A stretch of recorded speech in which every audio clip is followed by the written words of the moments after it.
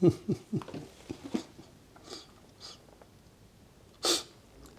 morning, everybody. There's our first person walking by with a fan in hand. That's the big deal these days, you know. These little mini fans. Everybody's carrying them around. There's a few kinds. There's some where people hang it around their neck and it blows back up at them. There's some where there's a harness that goes around their neck and two fans blow up. And it's like the girl you just saw, she was carrying it. Everybody, not everybody, but everybody's got one.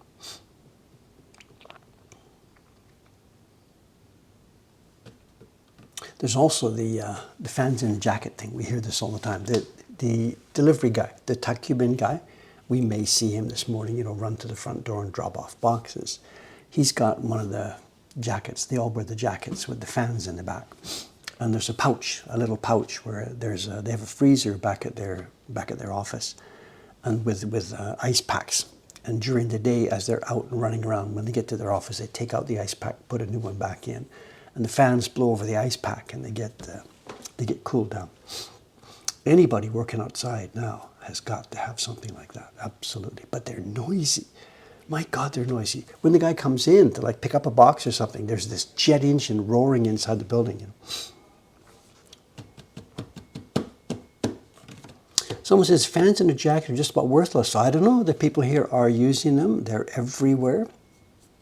I haven't chatted with the guy. I'll have to ask him, is this worthless, or is he wearing it because it's the company told him to wear it? I don't know. Look at this. She's left the handle. This is not Kubo-san. This is Tsushima-san. She says 54 more copies.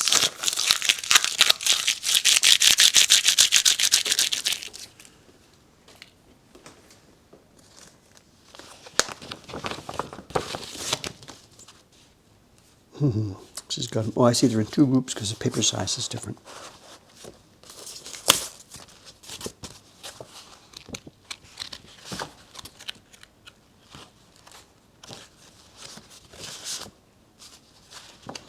This is a relatively easy one, of course, you know, compared to most of our Heroes prints.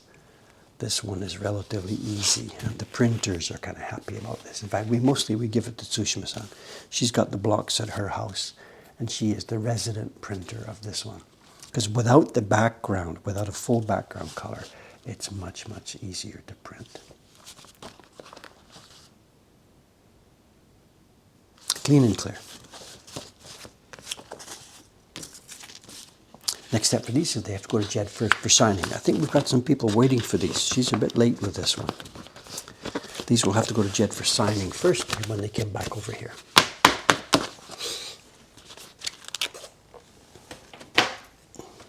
Okay, you know what's going on today?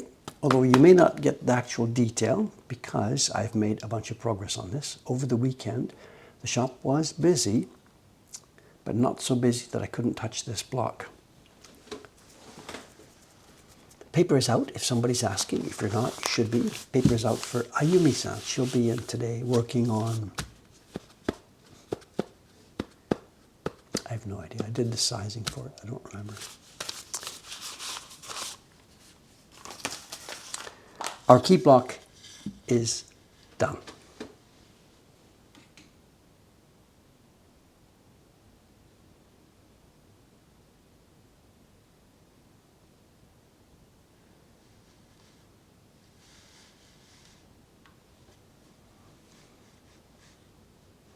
I haven't washed it yet. I haven't done a test printing yet, but he's done.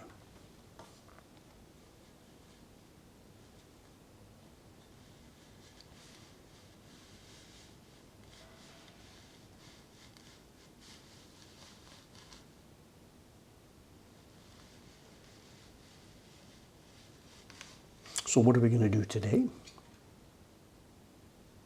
Well, of course, everybody knows what we're doing today. And I got really well going on this. I got really busy yesterday afternoon, and we are exploding. We are exploding. So, you know, for the next couple of streams now, it's going to be these lines around the outside. Then the next job will be taking a transfer from the key block itself, a transfer proof. And we will create a couple of gray blocks, maybe one, maybe two. Some of the areas of the kimono fabric are going to need a gray tone block. Certainly one, maybe two, although I kind of doubt it. So we are moving. It's August the 5th. This is the print that gets published on September the 1st. So no panic, no panic.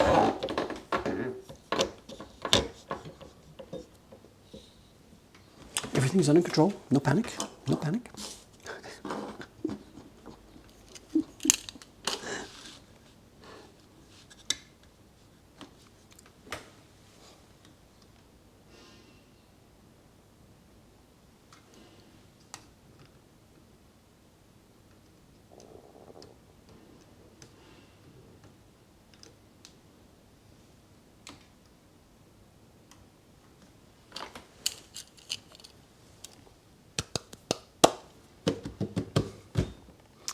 Zoom. Okay, let's do a bit of carving. Today's plan is quiet carving like this through the whole screen. There is a show and tell. I've got a black folder here. It's on a, whatever, we'll talk about when we get there. We have actually, it's a bunch of prints. We won't be able to see them all. It's prints that I got quite a long time ago, and we showed a few prints in the group. It's a group of a couple of hundred prints. And we showed a few of them to give you an idea of what the group was like, and then they just got put up on the shelf. But a while back, Watanabe-san, the team upstairs, got through a bunch of these, took a bunch of pictures and got them into the collection, but they weren't opened up in the collection. We'll talk about this later in the stream. Recently, Sadako has been digging through, researching those prints, trying to find out what they're about. And one by one, she's been putting in data and opening them up. So we have a whole bunch of new prints in the collection, not our catalog for sale, but in the collection. And we'll have a look at some of them today in the show and tell.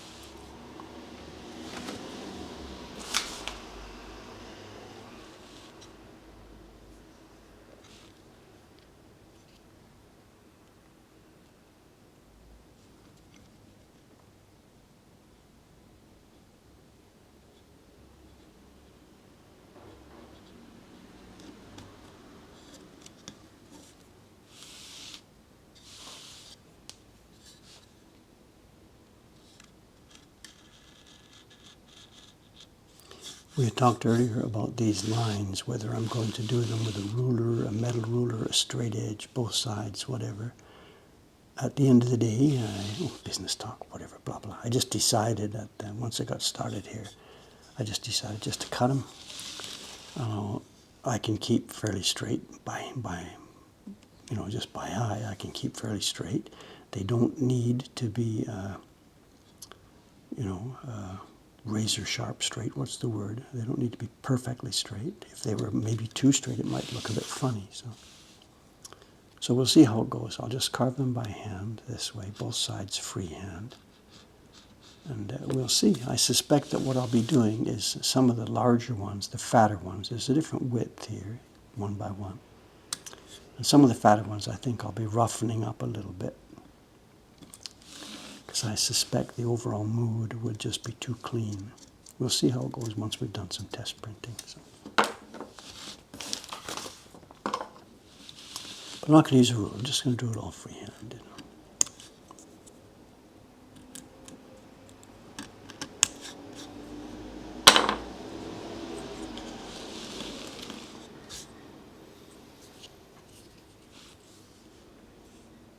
But the order of cutting the lines here is important. What I did first was, I don't know if you can see it, whatever, there's a bunch here we're cutting. I cut this side. That's already cut. I cut this one, this one, this one, and this one. And now this one here, it was cut a minute ago on that side. And we're talking about stress relief here. To cut this one, the wood is stressed on both sides. The flat side of the knife, this one, presses against the line, and the beveled side puts the stress into this area. But now the one we're doing the other way around, if I'm going to cut the other side here now, it would be difficult. If there was wood on both sides of here, it would stress it. So the fact that this one's cut already means this wood is now free to move, reducing stress on the line. I didn't explain that very well. Let me try again just a sec. Let's go through. You can see the wood lifting up. The wood that's going to be removed is lifting up because all the stress is going on that side. And because the other line over there is already cut, the wood is actually free to move. Up here, where it's a longer way away, not so much. But down here, close by, it's a big, big difference.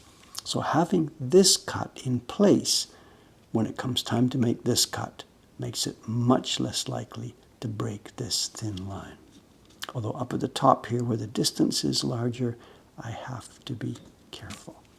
And now we can just remove the waste.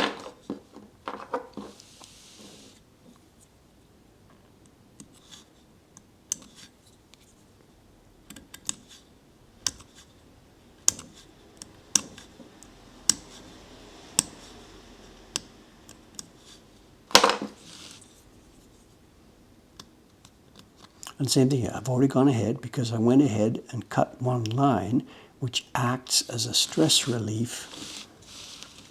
The second side of the line is easier, it's safer to cut.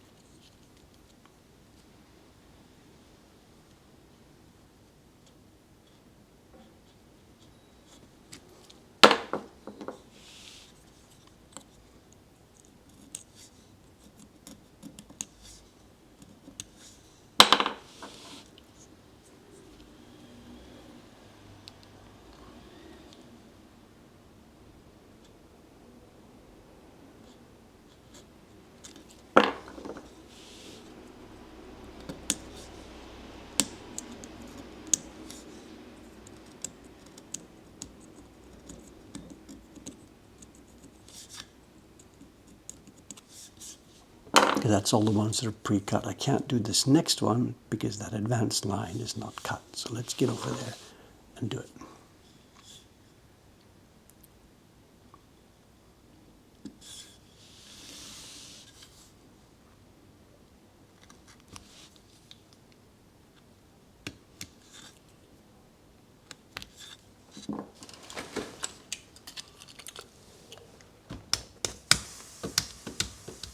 Well, someone's saying, how do I carve such straight lines freehand? They're pretty short, you know. They're pretty short. Once we get to some longer lines, it won't be quite as trivial as what's happening right now. But when they're this short, and again, it doesn't matter. And there's no way it's going to look like this. If it has a bit of a waver or a bit of a thickness difference, that doesn't matter. They're going to look more natural. If they're too mechanical, it won't be so good.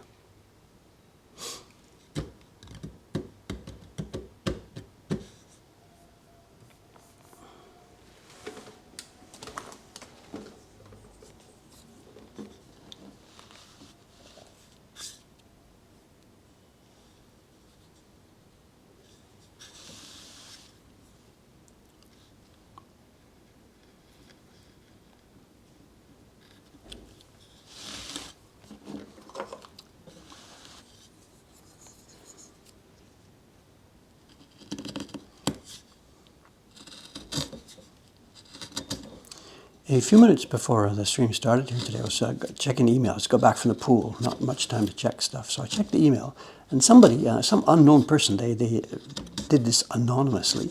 Somebody sent me an email this morning letting me know about a YouTube channel. Somebody somewhere has opened a YouTube channel, and the only content on the YouTube channel is these Twitch streams. He has taken 30-minute, or this person has taken 30-minute or whatever chunks of our Twitch streams and put them up on YouTube without, saying it's me. He's put his own name on it. And it's not monetized yet because it's a new channel and doesn't have enough views. But I guess the idea is they're going to try to monetize it. They've filled the channel with a bunch of keywords about art, how to do art and how to do art training and stuff like that.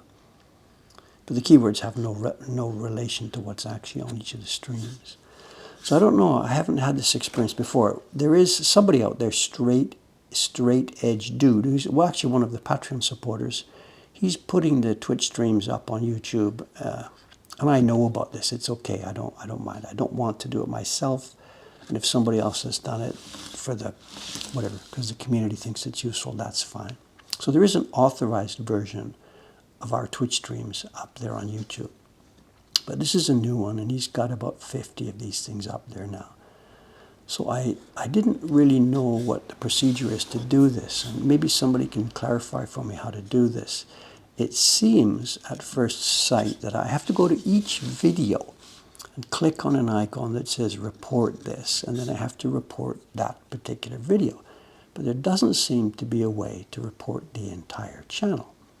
And there's dozens and dozens and dozens of them on there. I don't really want to sit there clicking and reporting and clicking and reporting.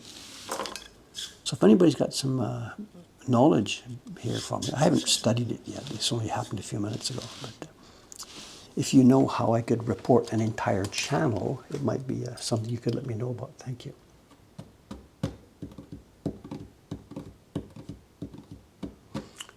Google YouTube report channel. Okay, what I did was I Googled YouTube report video. So I guess I should report the channel. Okay. And I assume, I don't know, but I would assume for legal reasons that this is something that I have to do myself, that nobody else can do this for me. So whatever. Okay, thanks for the advice. I'll look at it after the stream is over. I didn't have a chance this morning. I got back from the pool and bang, bang, bang. Next Monday is a national holiday, and the pool will be closed. Closed for me. It's not closed, but my ticket doesn't work on a holiday. So.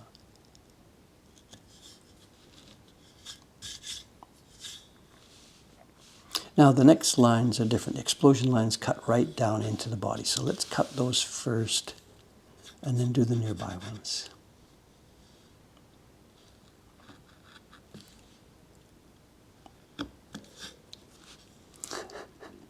Dave's asking for instructions, and someone says, Google it. Thanks, guys. Okay, of course, that's the way it works. Thank you,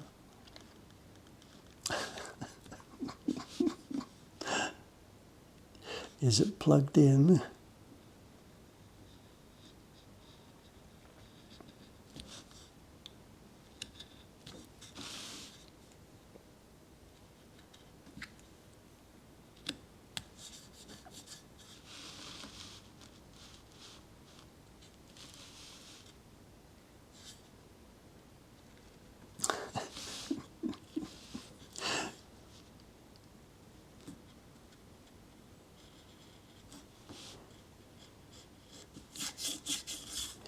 Hey, there was an experience here in the shop yesterday. Was it yesterday or Saturday? I can't remember. I think it was Saturday.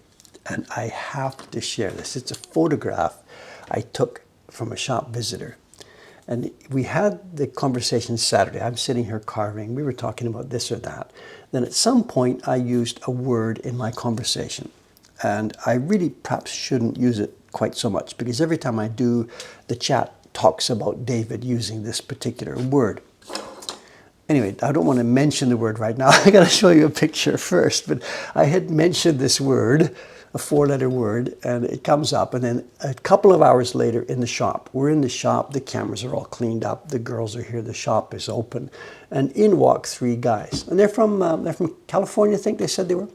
No, it could have been Minnesota. I'm sorry. There were a lot of people through the shop that day. Whatever. It's irrelevant to where they were from. They're from the States.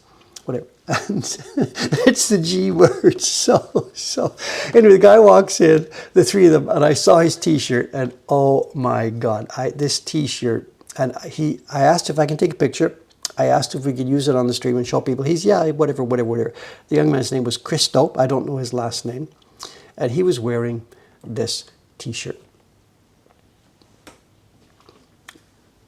The young man here is Christo. Christo, if you're watching this or you see this in the future, thank you very much for letting me use this on the stream.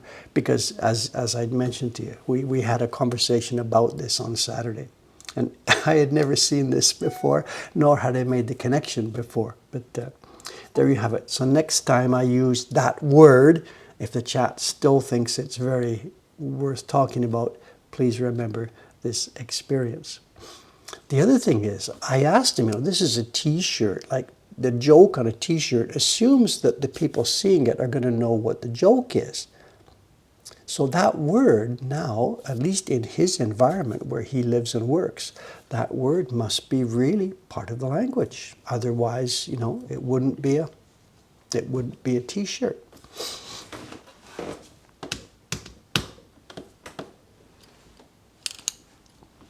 I don't know. But I just laughed and laughed and laughed. He was a cool guy. He said, sure, use the picture, no problem. So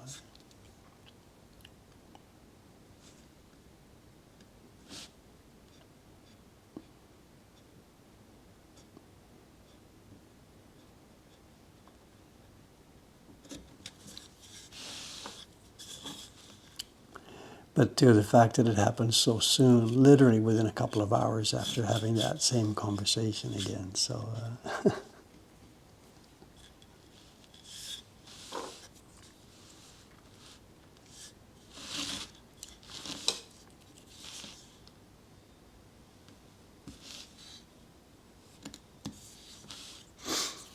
now the big question is, did Robert Heinlein, did he eat avocados?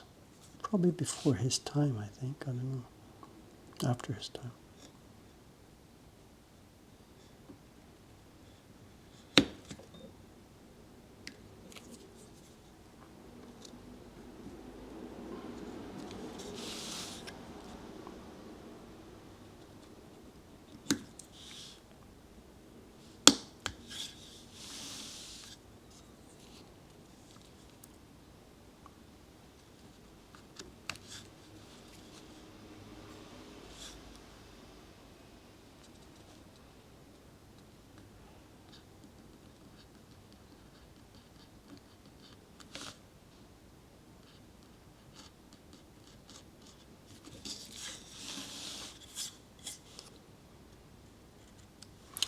How far deep we're going here. Some of these slots, the cut I'm making here, some are an actual V cut.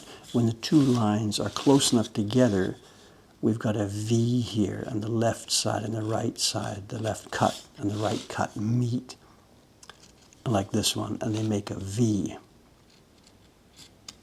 So there's a V cut in the wood with the two lines on each side.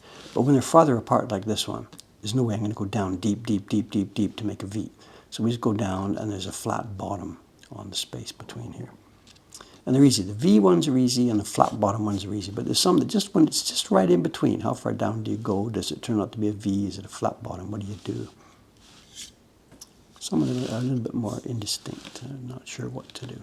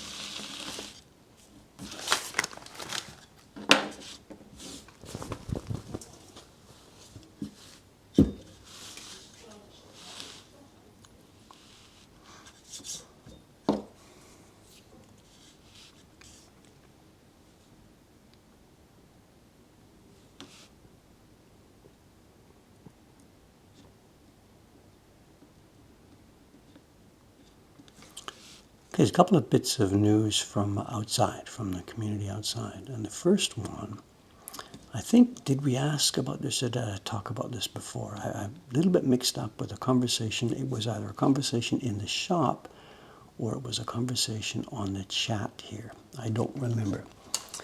Somebody was asking me about the colors, and I don't remember whether we've explained this or whether we haven't explained this. It's in relation to the posts outside. The poster that's in the sunshine, our floating post, which isn't really floating today. They have pictures of the old actors, the comedians, and the posts themselves have a color scheme at the bottom. I'm not sure how to describe the colors. There's a pale green at the bottom. There's a white in the middle. There's a black. It's three colors. It's black, green, and the orangey color. And what you're seeing as white there in the middle of that post is actually a signboard with lettering explaining who the comedian is.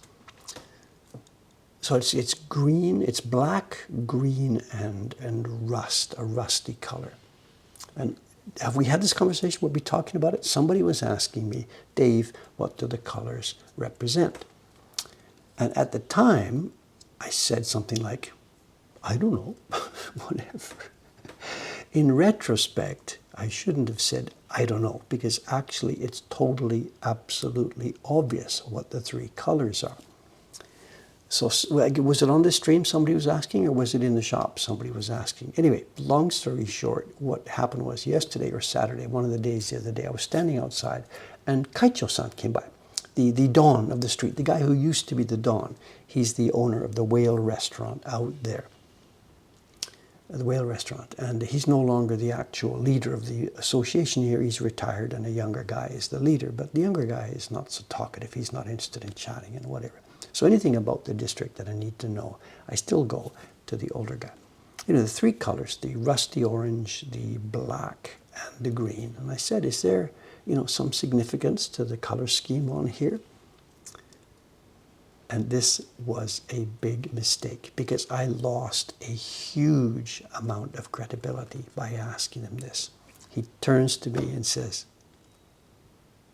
I forget the words, but he's like, what? You mean you're asking it's like you're saying, why is the sky blue? Or, whatever.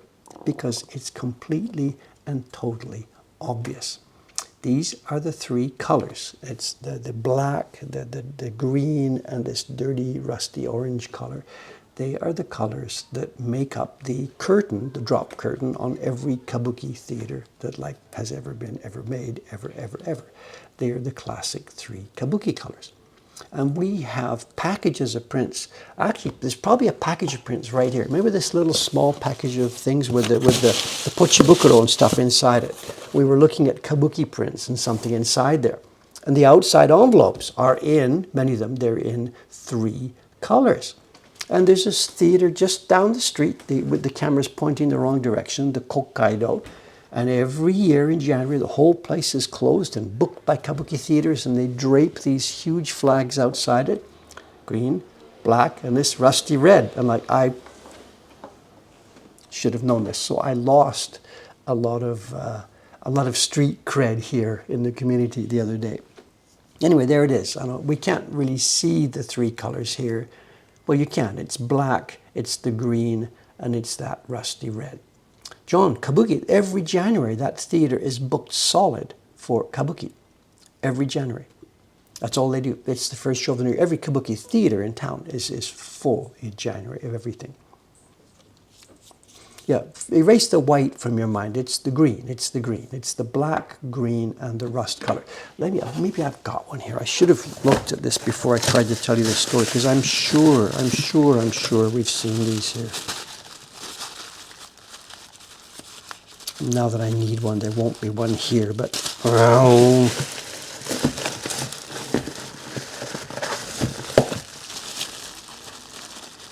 here we are. Bingo. Bingo, bingo, bingo. Boom.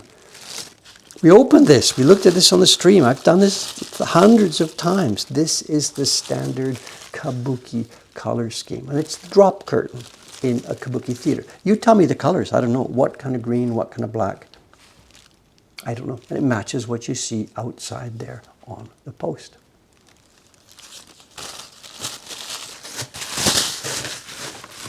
Anyway, just a diversion, sorry, but you know,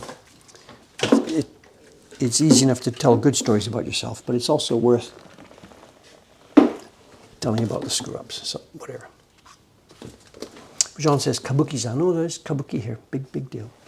Pantone Kabuki. What are the Pantone numbers? I don't know. Look it up. It must be a thing. It absolutely must be a thing. Kabuki drop curtain. And just Google it. Just, you know, Google it.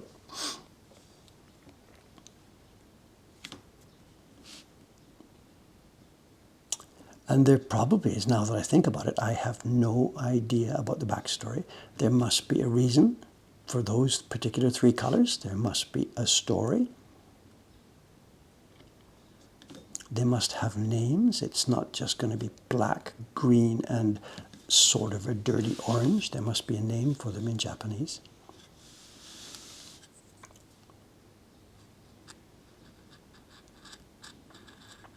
Your mission, class.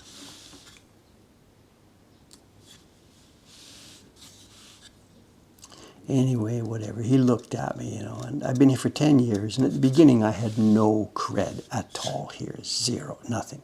You know, we give him 6 weeks or whatever it was. I don't even know. But bit by bit, I've built up to be a normal part of the community here, you know, and telling jokes with people and whatever. Yamaguchi-san, the owner of the little theater, you know, I was walking by his place yesterday. After coming back from the 7-Eleven, I had got a 7-Eleven iced coffee, and I had a snack or something in my hand, you know, 7-Eleven plastic food. I'm walking by his place, and he says, look at this, you look just like one of our Gainojin, you know, 7-Eleven coffee and snack, you know. He meant Gainojin, he meant the actors, the comedians who were in his theater, because they're living on coffee and 7-Eleven snacks, you know. I actually don't, I eat decently, but at that moment I just had coffee and a 7-Eleven snack in my hand. So, but he's joking, he says, hey, you look just like one of our you know, our comedians here, you know. And I got him. I said, no, something very important is missing here. And I stood there, you know, what's missing? And he didn't get it. And I said, come on, I'm missing the cigarette. And all of his kids, all of them, like 99.100%, they all smoke. It's part of the, like part of the cult, part of the thing, to be cool, to be a comedian on the stage, you know. And they're always, even when they're doing their acts, the two of them together, they stand there with their smokes, you know. It's kind of a hugely old-fashioned, strange thing, you know. But I zinged him, nope, no cigarette. He says, yeah, you're right.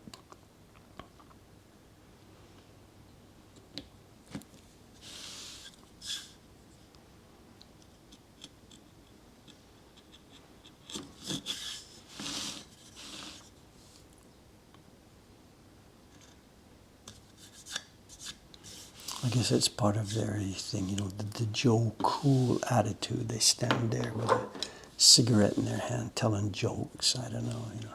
How about these days, stand-up comedians? And I think in the old days, if I'm thinking 1960s, 70s television or something, the stand-up comedian is going to have a smoke in his hand or in a Vegas act or whatever. But these days, I don't know. No idea.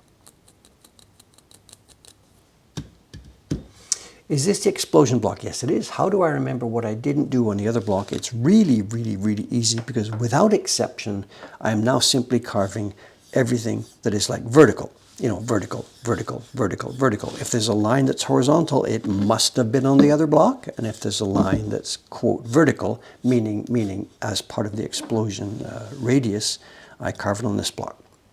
So there's really not too much thinking for me to do here.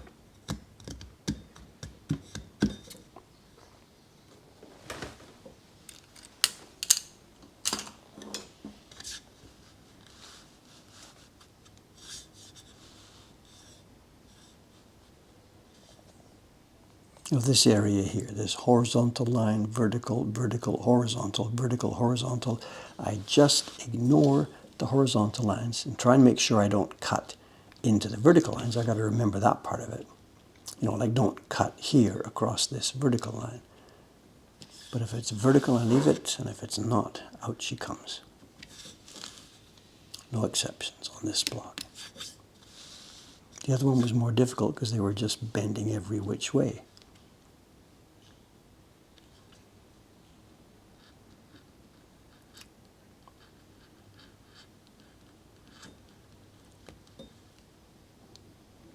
The other bit of local news mentioned here is that one of the long-standing businesses in this district has closed, and it seems to be permanent. I'm not sure, people like John who have been coming here, maybe you've eaten there or maybe not, but when you come out of our front door and turn right, and then at the next corner, turn right again and go back towards the arcade, there's an old coffee shop, Royal, that has been there since the year dot. And I mean, like, probably since I was born or something. It's really, really old. They are now, I'm going to say, their toast. That toast was their big deal. They used to serve that big flat toast, you know, an inch thick toast with a cup of black coffee. They're gone. And that's all there was. I walked by, it must have been a week or so ago or something, and there was men inside ripping up stuff and smashing stuff and whatever, and I'm like, whoa, what's happening? There's a little tiny piece of paper on the door in Japanese that says, thanks for your long custom, we're closed.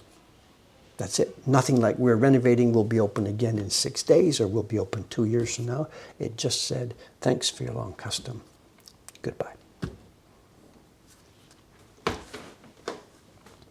So that's the Royal coffee shop around the corner here to the right of us. The business, they have other outlets. In fact, they have a restaurant on our street owned by the same people.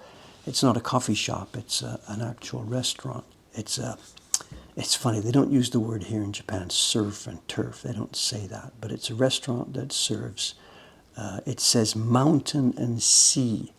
And so it would be vegetables and whatever sourced from the mountains, you know, mountain greenery, whatever, combined with fish. And they also have sake from everywhere in the country. They pride themselves on their massive selection of sakes. And that's a thing in Japan, the same as it would be in a Western restaurant with a wine list. Here they've got massive sake lists. To me, it's all Greek. I couldn't tell you one from the other, but it's a big deal here in Japan. Connoisseurs of osake. Which sake goes best with which kind of food. And in that restaurant, absolutely, you would order your food first, and then the guy would come and say, do you want to now discuss what kind of sake you would like to go with your food? And I'm not being patronizing it. It's exactly the same way as the conversation would happen in the West with a wine. And there's restaurants everywhere, little tiny restaurants that pride themselves on their selection of sakes, which change each year. There's good years and bad years. There's districts come up and come down. Whether the sake should be cold or warm or what season, it is very much a big deal here.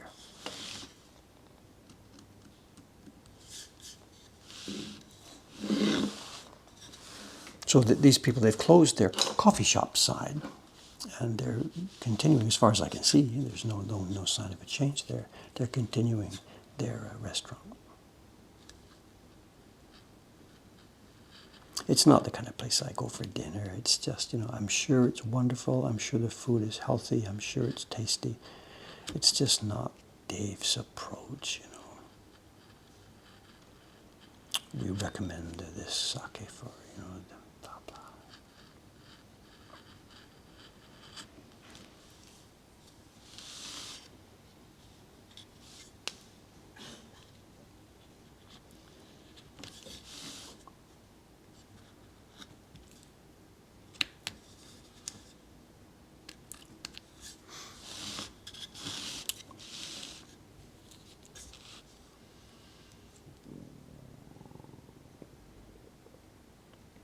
That coffee shop was always very busy in the morning, very busy.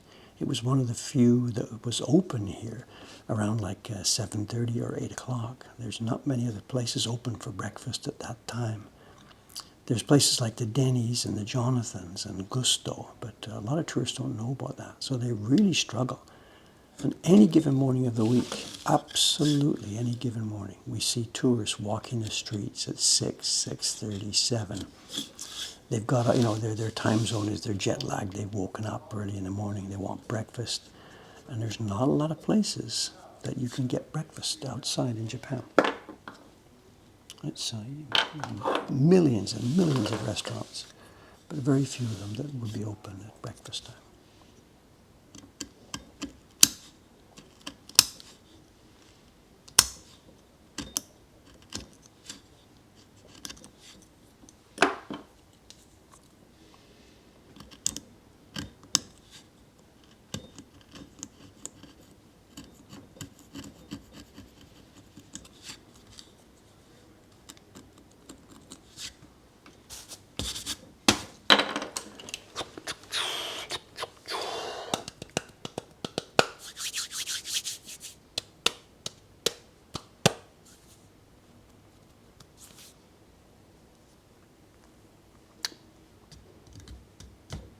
Someone says, do I miss having real maple syrup? Well, I don't miss it. It wasn't part of my diet back in Canada, I think.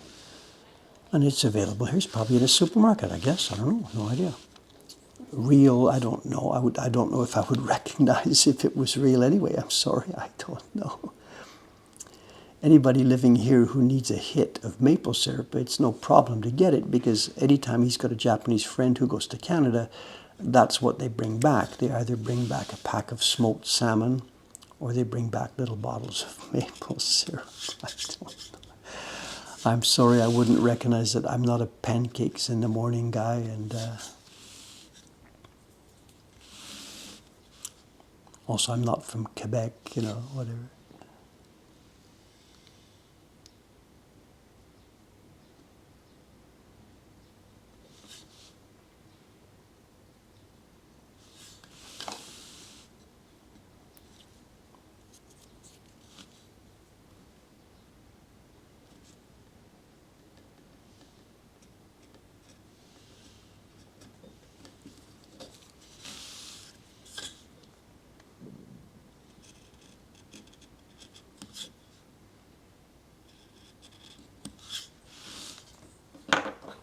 But this little black duck's hungry. Not only did I not have pancakes this morning, I didn't have anything. So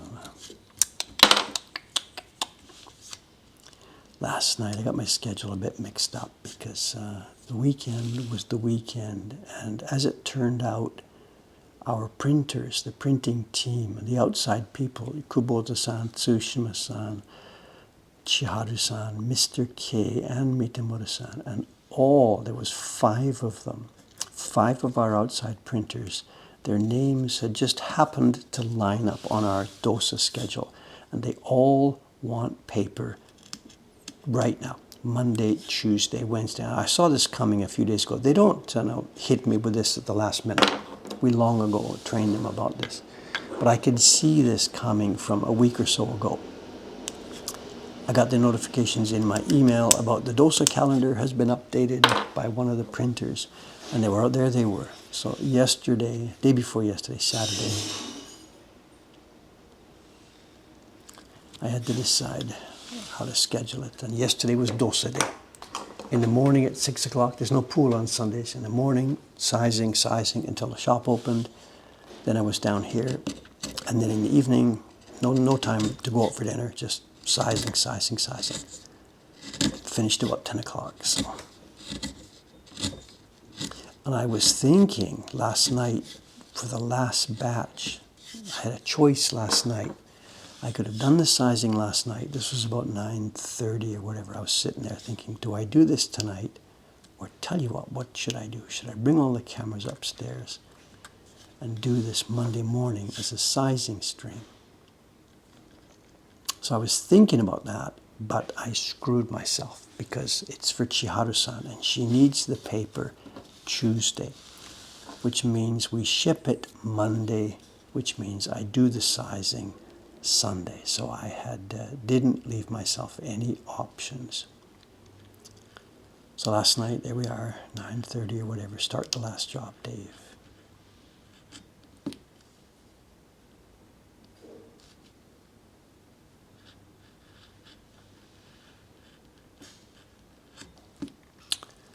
yeah, that was my weekend.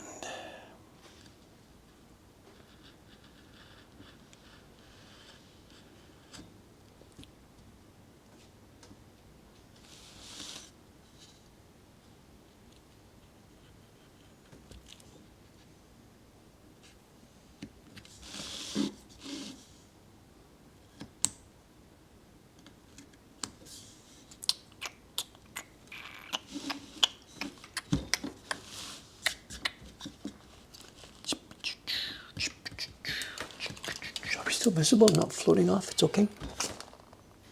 Not very interesting carving today. I'm sorry. It's not, you know, whatever, but this is the world. This is what I do.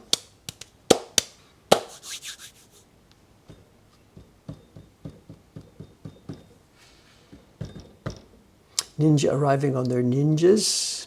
Someone's asking, is this boxwood also? No, this is a normal cherry block. This is a piece of cherry. I don't have any more boxwood, not one. And I got to get busy. Me and Taran-san have to decide what to do about this. Our backs are against the wall now. I have no more boxwood. I mean, I have boxwood upstairs, but I have no more prepared, dried, cured, ready to carve blocks.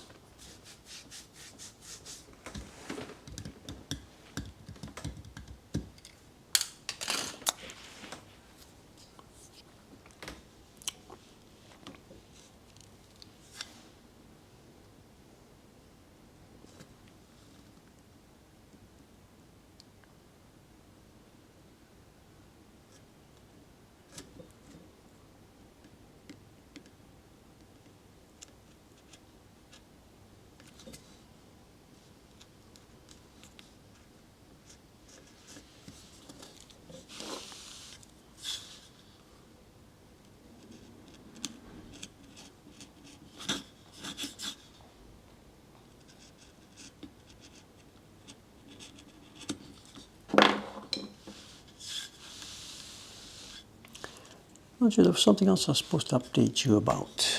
I can't remember what it was. Something else. Oh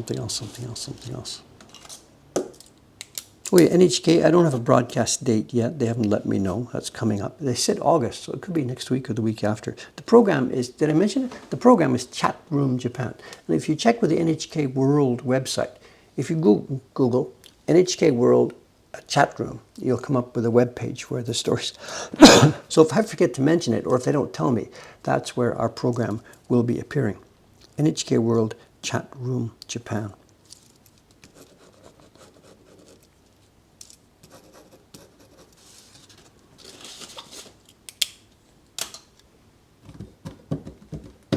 Somebody's got it. John's got it. Thank you. Yep.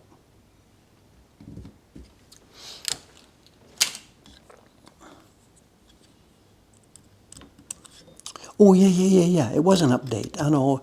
The metal block thing, making electrotypes. We have correspondence going on back and forth between a company in Britain who still does this sort of thing. A few people had written to me back then when I was asking about this a couple of weeks ago, and I got lots of good suggestions. And funnily enough, one of the suggestions was the same company that I had already learned about from that video. The video we saw from the Victoria and Albert Museum, where they were replicating a tin tray from some from the Victorian era or something like that. Anyway, that company, somebody recommended them, and I had seen them from the video. I wrote to them, and they are like, we can do this. We can do this. And they said, I had actually explained really carefully what I wanted, that this was for printing plates, and it goes back to the history of woodblock printing and blah, blah, blah, blah, blah. And the person who had replied to me was enthusiastic and said, yeah, we can do this, we can do this. And then at the end of the mail, he added something like, perhaps you don't realize this, but this technology goes back to the earliest days of when people were making prints and blah, blah, blah. And it would be really cool if we could do some work for you. And I'm like, I know, that's what I said in my first email to you, but whatever. But anyway, they're on it, and we have correspondence going back and forth as we speak.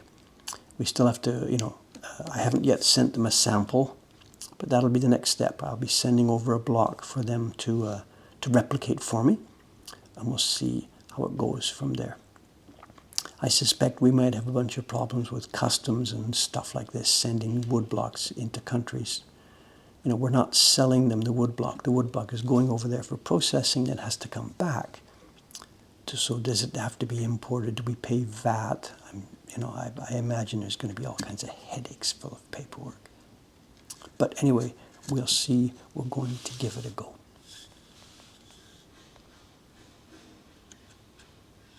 For those of you who weren't part of the conversation, we're not talking about creating our blocks in metal. We are, of course, still going to be carving everything.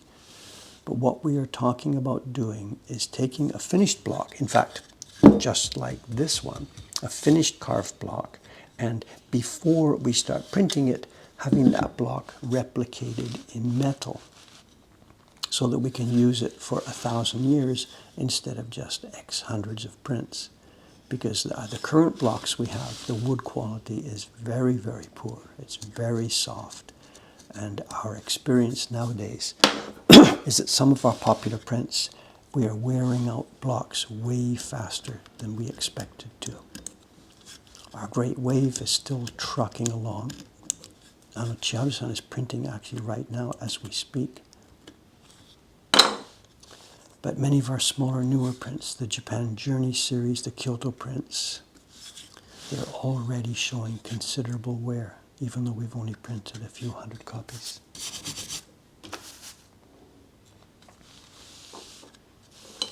So I will, of course, keep you updated.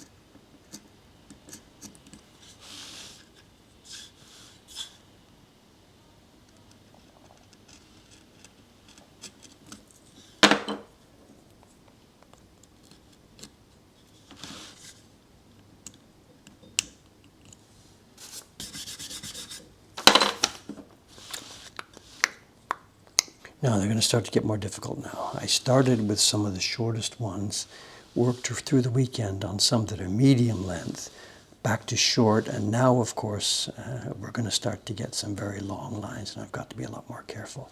I did it this way on purpose, get myself some training, start with easy ones, get trained on this, do some practice, and now after doing this for a couple of days, I'm ready to move forward today and start doing some of these longer ones. So.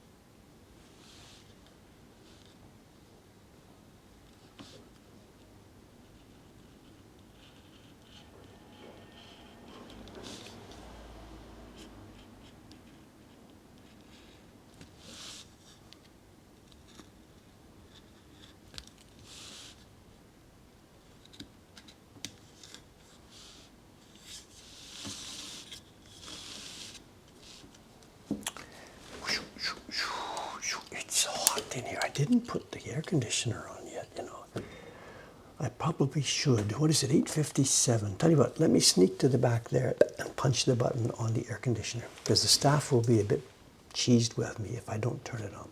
1 sec. Back in a few seconds.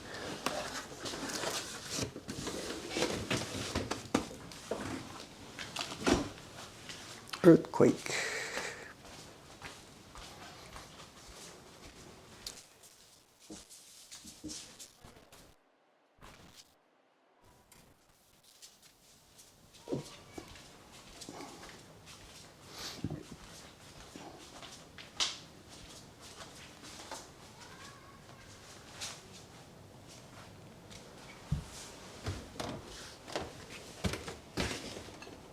I can feel it already. Interesting.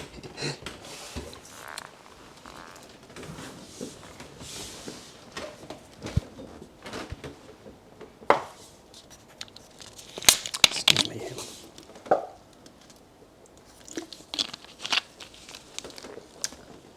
It's awful stuff. Awful.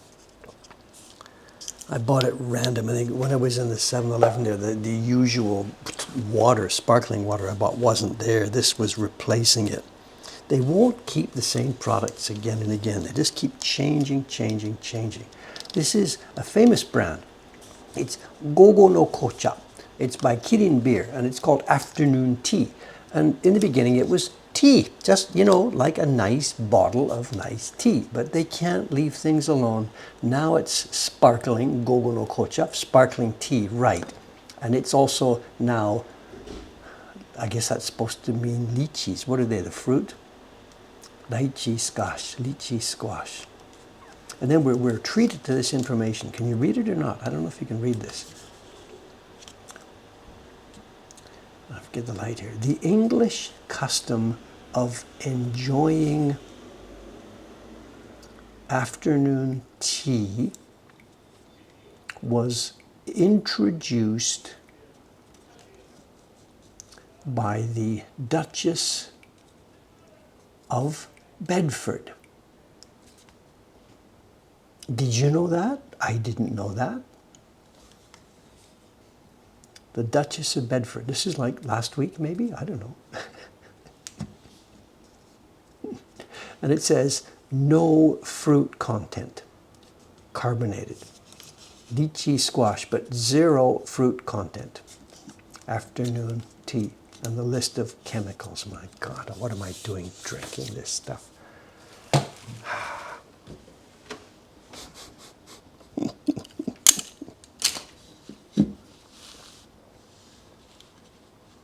All in a plastic bottle.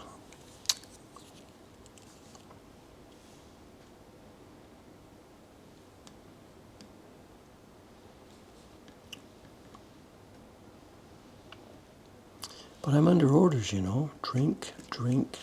You know the story we told last week. It was all centered on the bladder, and we're all clear now. We're all clean and clear from last week's story, but I'm under instructions from every aspect, from the doctor, from Sadako, from the staff here, from everybody. Drink. So I'm trying to be a good boy.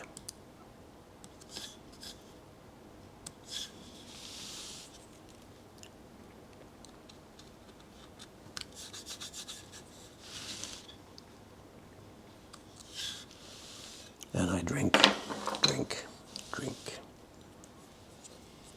Water, juice, whatever, tea, coffee.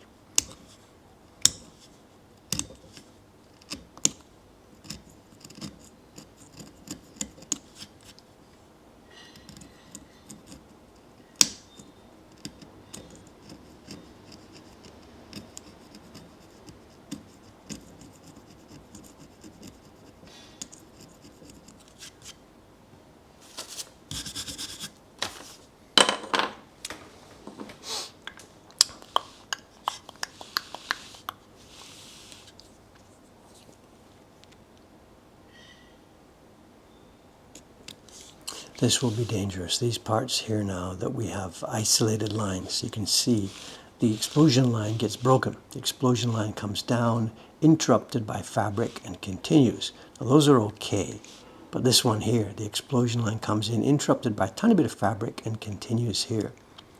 I gotta be really careful when I'm clearing off this block, not to clean off these little bits. There's some more down here. Where were they? Look at this. These are explosion lines. That's not. This is part of his skin, and this is an explosion line. I got to be really careful. There's some more across there. It's very, very possible I could just screw that up. Carelessness with the persuader. Got to be careful.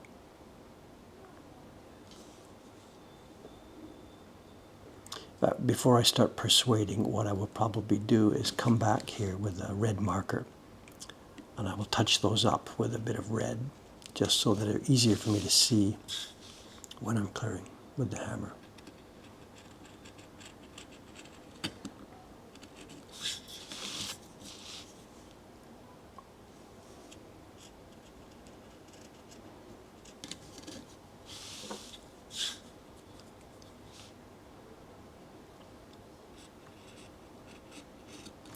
Working for time, right? What are we, nearly 9 o'clock, just after 9? Okay, give me 10 minutes more on this, and then we will have our show and tell with some beautiful, beautiful, stunning prints. Did I practice telling the hospital story before? Yes and no. Sit here and practice. No, I didn't do that. I didn't do a dry run. But I made notes. Absolutely, I made notes. I really wanted to get it, organized properly. Because so many similar things happened, and I really was mixed up about what happened first and what, happened. And I'm glad I organized it, because I was confused. I got some of the facts wrong the night before when I was putting it down in order for telling the story. And it was only by going back to the hospital receipts that I actually got it in order. But no practice. Can't practice telling a story.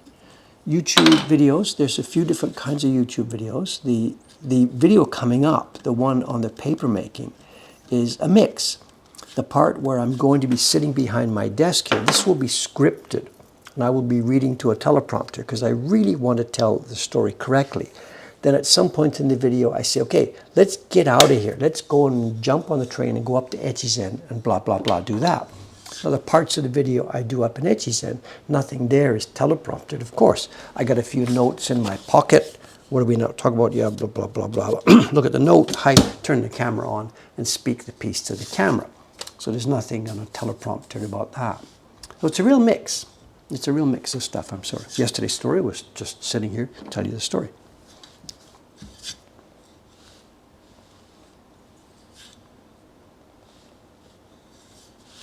Yesterday, I mean the other day.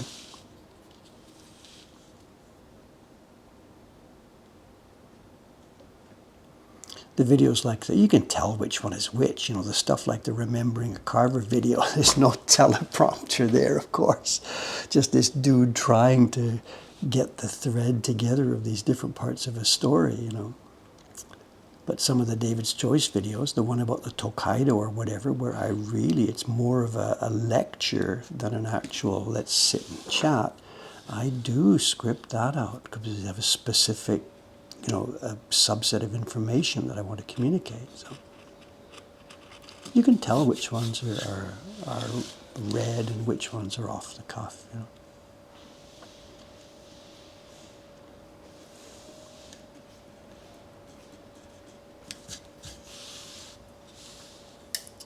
But yeah, back to it. That paper making video, it's all ready. I mean, it's ready to make. It's not made. It's ready to make. But this project. So once this is out of the way, we're looking at what, another week now, maybe. Then my next priority project is the paper making video, and I'm not sure what we'll be doing for streams for a while. Because with no block on my desk, what will be our stream content? Not quite sure.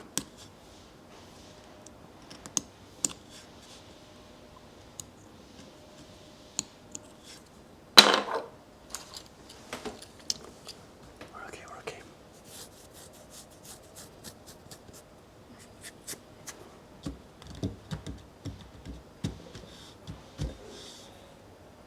Surfer Girl, yes. I don't remember, where are we at on the Surfer Girl? I had screwed it up. I think where we're at is we need new color separations and a new paste down. So I think, yeah, there will be work to do there. I'll have to make new color separations, and I won't be doing that on stream because that's going to have to be done really super, absolutely microscopically carefully because I screwed it up so bad the first time. But once they're pasted down, yeah. So I guess so, yes. I suppose that will be another job. Then we will have coming down the pipe somewhere soon. This is the one we're doing now. This is my last carving job for the 2024 series. But Taran-san and Chon-san and Kawasaki-san and I haven't really sorted out what to do yet with the carving assignments for the 2025 series. So we have to have a big powwow and a meeting about that. And I'm not sure if I'm going to be on the team for the 2025 series. There's lots and lots of different things to think about and to calculate. Some of which are my eyes and stuff like that. And then, you know, projects like the Surfer Girl and whatever. So it could be, this is undecided, it could be that I will not be on the team for 2025.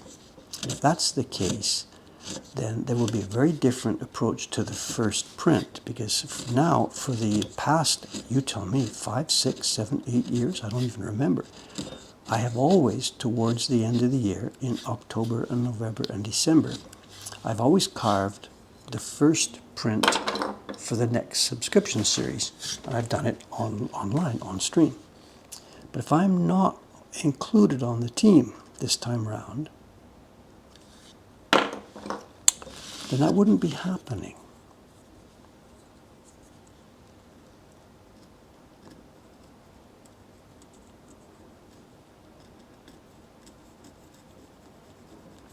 So I don't know. I don't know. Having a carving job handy makes for easy, wonderful streaming. I can't do printing on the streaming. If there's no carving going on, what are we going to do? Just sit here? What's the Twitch called? Just chatting or something? No, thank you. I need work to do, you know.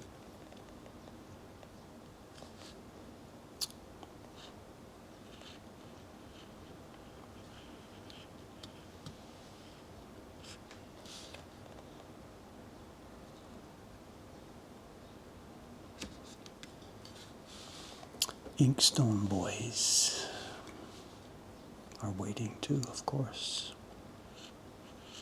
Boy, oh boy, oh boy. I'll wake up that sleeping tiger. I don't know.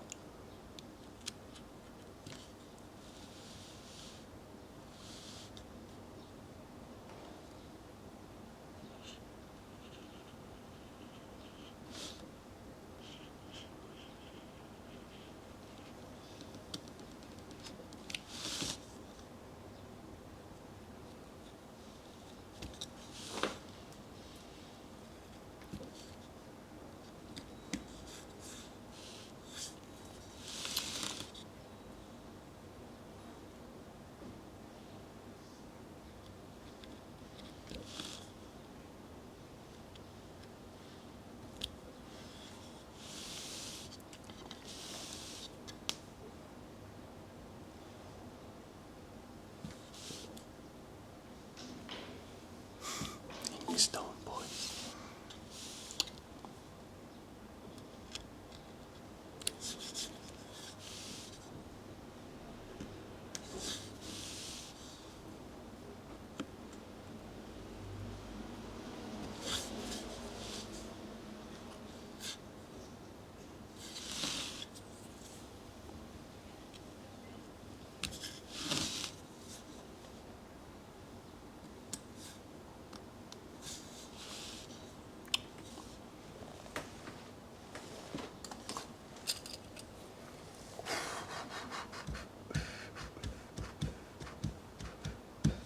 Why did I choose Surfer Girl and not Matsukaze? Matsukaze is beyond doing at the moment.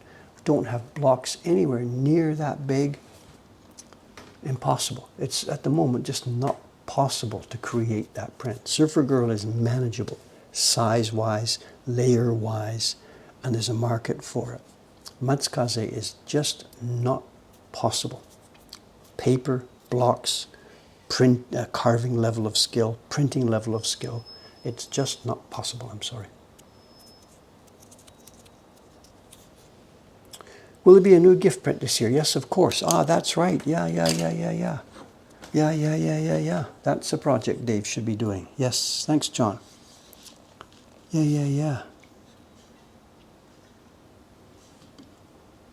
Yes. In fact, there it is. You have it right there. All I need now is the idea.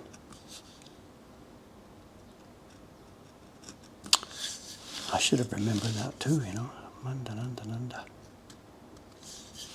One reason why I didn't remember that too, it's interesting, is because usually at this time of year now, in August, Dave is not floundering, but Dave is busy, deep to the neck in work planning the next year's subscription series, trying to decide what it is, trying to figure out what images we could use, trying to, you know, plan this and that. And at the moment, that's not necessary this year, because next year's subscription series is decided. The design team has already been on it, and I have on my computer, not for public consumption, a full row, a lineup of 12 designs. All we have to do is make them. So that's not a problem for me this year. This year is going to be easy on that one. That's done. So yeah, John's got it. I should now move ahead with work on the next deadline item, and that's the gift print, which has to be up and running in September. Yeah, of course.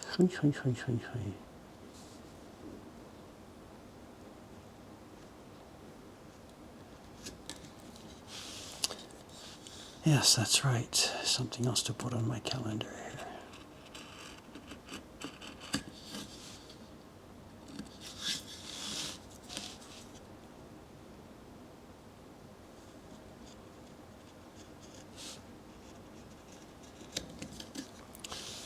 I don't know if you heard, the phone just rang in the back there, the office phone, and I didn't interrupt the stream to go and answer it, because almost always I know exactly what it will be. An early morning phone call like this to the shop phone, you know, before we open up, always turns out to be the same thing. Can we book a print party for 10 o'clock?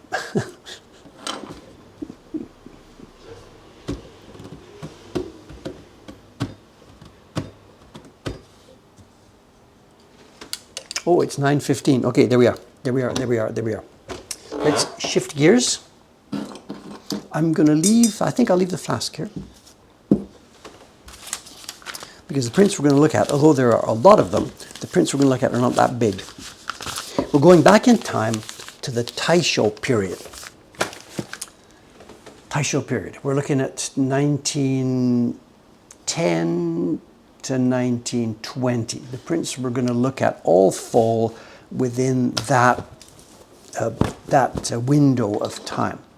I don't have an exact date for each one, although that information is actually out there and available. It's a series of prints that were published by subscription during the Taisho period. And I don't have the dates and facts. When was the first one? When was the last one? It's just enough to know we're talking just First World War period, and just before that, 1910, 1915. I think by 1920, these companies were done and cooked. I think it was all over. I don't know exactly. Let's see if I can find a date. One of the folders here, I've got a date. I've got some receipts that they left in one of the early packages. Maybe one of these has a receipt inside. Maybe not. No, I don't have that here. Anyway, it doesn't matter. 1910, whatever. Now, I need to link somebody. I should have prepared a link. If you go to our... I'll do it quickly myself, because it's something I want to explain that it's difficult to explain. One sec. Let me go to our collection. Online collection. Boom. Go to the collection page. If you're doing this with me, go to the search box. In the search box, the very bottom, it says browse by genre and browse by print group. And then in the print group, you have something that is called Taisho era subscription prints. And this is what we are looking at here now. I'll put the link in, copy, paste, boom. This is the group of prints. There's prints that were sold by subscription in that era that I mentioned, the Taisho era. And what the company, there's two competing companies were doing this. Company A tried to do it. Company B copied exactly what they did. Company B did something else. Company A copied exactly what they did. We have almost an identical set of prints from Company A and Company B. I've got no idea whether they were fighting with each other or they were brother and sister cooperating with each other or whatever. I don't have any idea. The two companies were doing this. And they were trying to provide a service to the middle classes by making woodblock prints available in sort of a survey fashion. They were trying to do it as a history to show in their new prints they were making, to try and show a history of ukiyo-e printmaking. And they did it by making quasi-reproductions. I say quasi-reproductions because they were all exactly the same size and format. Some were reduced from the originals, some were enlarged from the originals, some were cropped from a piece of the originals, some were redrawn. They took an idea from an original and said, well, tell you what, let's redraw that and blah, blah, blah. So they're quasi-reproductions. It's perhaps the best word to use. This is an image of a koryusai, and it may have been an original print. It could have been a book page. Now, they're in that group, and we've got about 200 of these prints, and Sadako recently has been helping me hugely by going through and trying to find what's going on, where the original came from, or what's being depicted in. Now, it looks nice from where you sit, but I got to tell you, to hold these things in your hand, the colors are, it's everything about these things is picture perfect. The printing I'm talking about, the printing is deep and rich. The registration is microscopically exact. The hairlines are, the hairs are deep and rich and black, and yet the eyes are still open. And if you think this is difficult, or you think this is easy, you give this a try. These are astonishing technical achievements. Absolutely astonishing. The paper is thick, and on the back of it we see every one of them. Let me see if I can get some light reflections to try and show you what's going on here. One sec.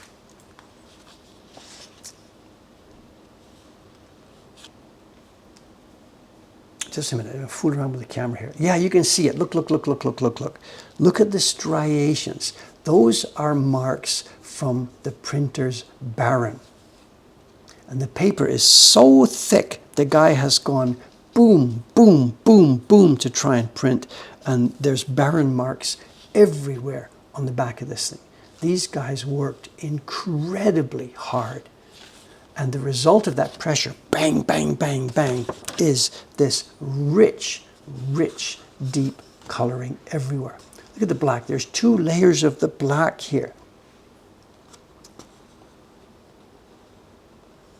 What's the name for this black? Some modern people have a black that is blacker than anything ever created. It sucks your body into it. I don't know. This is black. It doesn't get any blacker than this. Look at this. Compared to the head, that's one shot printing from the key block. This one is black as a color. I tell you, I can't see. I just can't see anything. It is a black hole. There's nothing else to say. These guys have printed such a deep, rich black. They are so much fun to look at and touch and feel. And anywhere you see some white left over, of course it's the white paper. And if I were blind, I could feel this fabric. Does a baron make deeper marks when the bamboo leaf is newly replaced? Not usually. When we replace it, because the leaf has been, we've tied it tightly, the bamboo was a bit difficult to use for a little while. And until it's worn out, after you've made 10, 20, 15 prints, the baron's a bit difficult to use.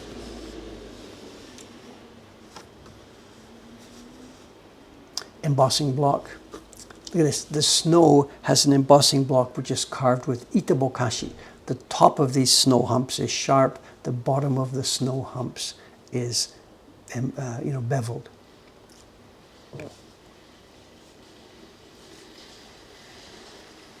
They are just so much fun. And what they did, I don't really know why they would have done this. They picked for their designs none of the famous stuff. You won't find any famous Hokusai, Utamaro, or whatever in here. You're going to find koryusai, light, quiet Harunobu print. None of it is famous.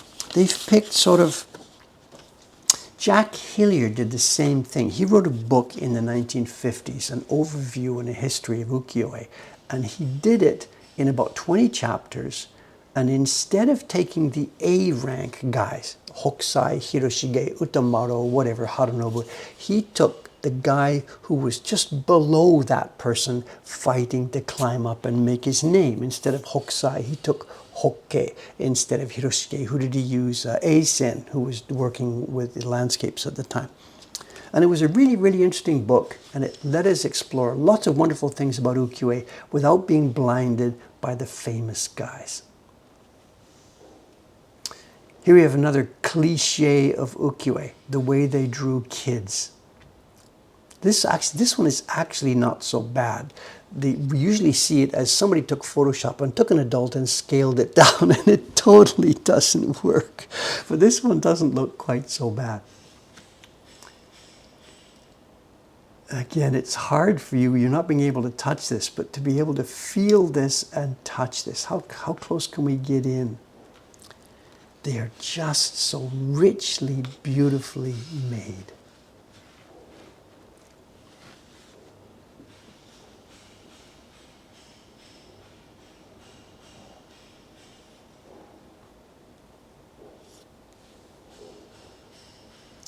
Anyway, if you want to explore the link I put in there before, there's now about, I don't even know, about 100 of these on our collection website. You can zoom in as far as you can possibly get in. There are now descriptions for most of these provided by Sadako, who has gone through and dug in. There was a couple. Where was there something? Let me see. I don't know. I just got them in here at random. Etone.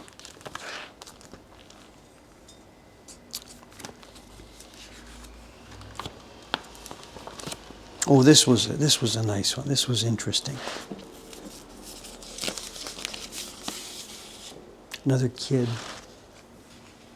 This one has a lot of examples of parts of the color blocks that don't have outlines. Now, normally the way they do it, of course, is they carve the key block first, like this boy's kimono. The key block would be carved, and then a color block would be cut to fit inside it. We have a couple of things, we've talked about these before. The patterns never flow around the body. You know, the pattern of my shirt here is going to flow around. But in the ukiyo-e, the pattern is always just flat on. And this boy must have been a kabuki fan, because the little tunic he's got shows a danjuro mark. And he's also got a kabuki lantern. So this boy, he's not a baseball star. Otani is not his hero. It's Danjuro who is his hero. And we have here, again, part of the print now with no key block outlining. So we have this gorgeous, gorgeous embossed effect where it goes deep into the paper. Soft, delicate colors. Look at this. Look at this. The sunburst pattern with bones of them.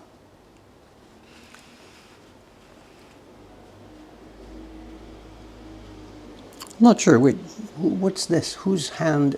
Just a sec.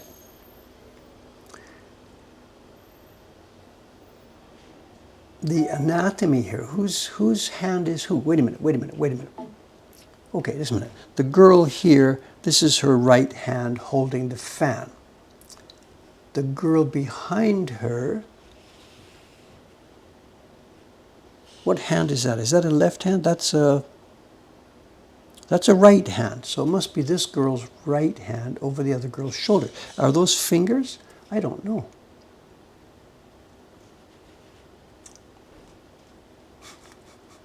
How do you tell old ukiyo-e prints from AI?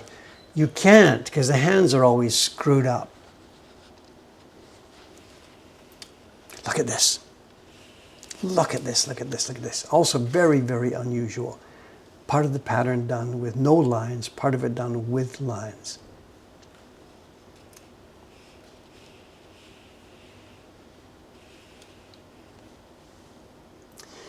So why do we, like, what's the big deal about this? What's the enthusiasm here, It's simply pleasure for the sake of pleasure. A Western printmaker, especially if you go back to the 20th century or stuff, they're making black prints. The Germans are making woodblock woodcut prints in rich black and whatever. Lots of people are making all kinds of prints. And almost always the prints are made with a, don't misunderstand the word, propaganda. There's a point, there's a social something. The printmaker is trying to change society. We should save the planet or whatever, and they make prints that reflect the message that they're trying to say. Western printmaking, right from its inception, you know, hundreds of years ago, was mostly about that. It was maybe religious iconography, or it was social commentary, or let's change society. The Japanese didn't do that.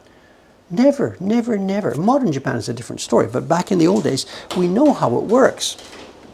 Good morning, Gotogawa-san. Hello. It was a feudal society controlled by the government, and there was no social commentary. You couldn't put up a newspaper saying, down with the government. You'd have, you know, you would have died. So the printmaking that developed, the printmaking scene, had nothing to do, well, 99.99%, nothing to do with actually trying to change society. It was, and not to be sort of really sarcastic about this, it was pretty pictures. Of course, there were travel things showing people what the other side of the country looked like. There were beautiful women. People would get fashion iconography from this. They would learn about colors. Kabuki actors, there's our hero on the stage. So there was meaning in that sense of it. But for the most part, there's two of them, I think, in there today. For the most part, it was devoid of meaning in the sense of activism or social change. They're pretty pictures. So Dave sits here now and I can enjoy these. I don't understand, I don't look at it in sense of trying to learn what the latest hairstyle is or trying to learn what the latest fashion was. We can just take them as beautiful, beautiful objects, and we don't have to worry about anything beyond that.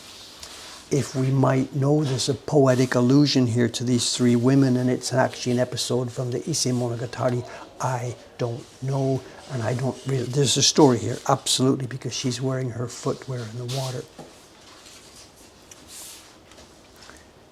They're just luscious, delicious, tasty, beautifully made objects to take out of the folder, look at every now and then, and put them back and come and enjoy later. Almost pure beauty, just as pure and as devoid of worrying as it gets. Cool, cool, cool. We're trying to sort of follow the same thing with our printmaking. You won't find any prints from Mokuhankan that have social meaning. I myself don't do this. I think about social issues, but there's no way that I feel it's something I want to express in the prints we make. We're making at heart pretty pictures, an expression of beauty just for the joy of being beautiful. Like it's, you know, like a flower. It doesn't have meaning, it's just wow, that's beautiful. And that's what we're trying to create ourselves.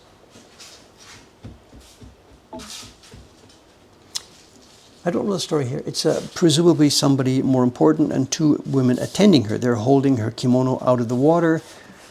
I don't know the backstory.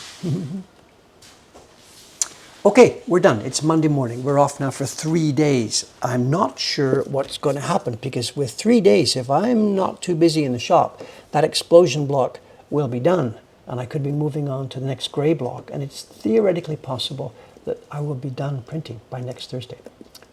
Theoretically possible. Okay, let's do this. I think I'm getting the image message here to go and raid Jason-san. I guess he's up running in this morning. So let's do that. Let's, if I can remember the command, is it a backslash? I don't remember, I'm sorry. Backslash raid sensei. Is it underbar? Margin? Let's head over there. It looks like I got it wrong. No, it looks like I got it right. Okay, I think Jason is still in Niigata Prefecture. He's just over halfway through his journey. Let's go and see where he is today. Thanks for watching. I'll be back here again Thursday morning. See you then. Bye for now. Let's head to Jason's place.